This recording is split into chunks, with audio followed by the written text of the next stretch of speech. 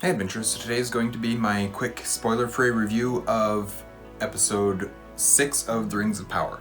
So this one is very much a very action-packed episode, quite gory, far more gory than I think it needed to be, but I also kind of understand why they did it in some ways. Anyways, so very action-packed, very gory. So the two storylines that it followed were the Galadriel and the Númenórean storyline, and then the Arondir and the Southland storyline. So those are the two storylines that it really followed, and that was pretty much the entire episode.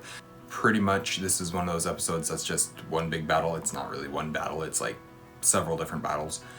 And I've got thoughts on those battles. A lot of other people will have thoughts on those battles as well, but it was, as an episode furthering the story, it definitely furthered the story quite a bit and did some interesting things in terms of lore and stuff like that. So what else do I need to say about this? So I guess I noticed that, who was it? Men of the West, Yoyston from Men of the West, on his community tab, he was talking about the episode, and he said something about it being the least offensive that I think was the phrasing that he used, and least offensive episode lore-wise that he'd seen, and he appreciated that, and I agree with him on that. There's not much in this episode that is just like blatantly in your face offensive, contrary to Tolkien's lore type stuff, and because of that I really appreciate it. There are some interesting things that happen, definitely more that I'll get to as I talk about the episodes, talk about my spoiler thoughts on the episode and do my spoiler discussion.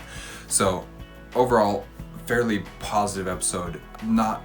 Definitely furthered the story, but kind of because it was just battles. I didn't really feel like there was a whole lot to the story, if that makes sense. It furthered some things, but there wasn't a whole lot of actual substance to the story, I guess, which is the same thing with all the other episodes too.